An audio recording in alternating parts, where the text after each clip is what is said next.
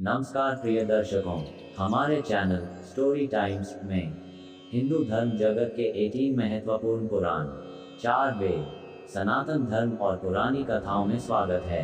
आज का शीर्षक है भीष्म पर्व, महाभारत युद्ध का 15वां दिन। 15वां दिन युद्ध में पांडवों ने जोरदार आक्रमण किया। उधर द्रोणाचार्य पांडवों के इस आक्रमण को समझ गए थे। उन्होंने पांडवों के हर हमले को असफल कर दिया। यही नहीं, उस दिन पांडव सेना बहुत अधिक मारी जा चुकी थी। द्रोणाचार्य की युद्ध नीति के आगे बड़े बड़े लाभ कांपते थे। कृष्ण जी युधिष्ठिर की ओर देखकर बोले, देखो धर्मपुत्र, द्रोणाचार्य को युद्ध में आप लोग कभी भी नहीं मार पाएंगे। तो फिर क्या हम मरेंगे?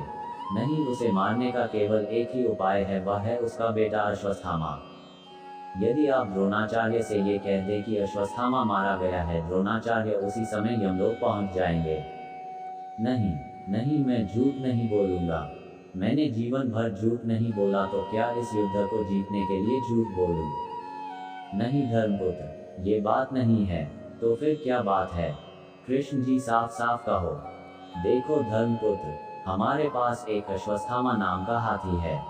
हाँ है, बस हम उसे जान से मार देते हैं। आप जाकर द्रोणाचार्य से ये कह देना कि हे गुरुदेव, अश्वत्थामा मारा गया है हाथी। वे इस हाथी शब्द पहले की बजाय पीछे देना। मगर कृष्ण जी, ये भी तो अगर मगर कुछ नहीं, ये युद्ध है। इसमें राजनीति और युद्ध नीति दोनों से काम लेना पड़ता है। बोलो आप तैयार हैं अथवा नहीं? ये सोच लो कि कौरवों ने हमारे साथ बहुत बड़ा धोखा किया है। हमें अपने साथ हुए अन्यायों का बहुत दुख है। उसका उत्तर हम ऐसे ही दे सकते हैं, बस आप एक बार हाँ कह दो। मेरी ओर से हाँ ही समझो। किंतु मैं केवल इतनी ही बात कहूंगा, अश्वत्थामा मारा गया हाथी। ठीक है, हमें मंजूर है।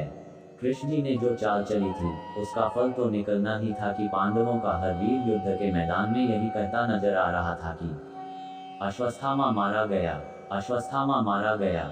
ये शब्द द्रोणाचार्य के कानों में भी पड़े। उन्होंने सामने रथ पर बैठे कृष्ण जी से पूछा, क्या ये सत्य है कि अश्वत्थामा मारा गया है? गुरुदेव, यदि मैं और अर्जुन आपसे कह दें कि अश्वत्थामा कर गया है, तो भी आपको विश्वास नहीं होगा।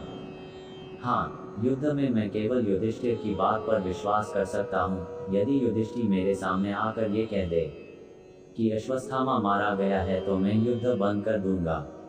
ठीक है गुरुदेव, मैं अभी धर्मपुत्र को बुलवा देता हूँ। उसी समय कृष्ण जी धर्मपुत्र युधिष्ठिर को इशारे से बुला लिए और गुरुदेव के सामने जाने को कहा।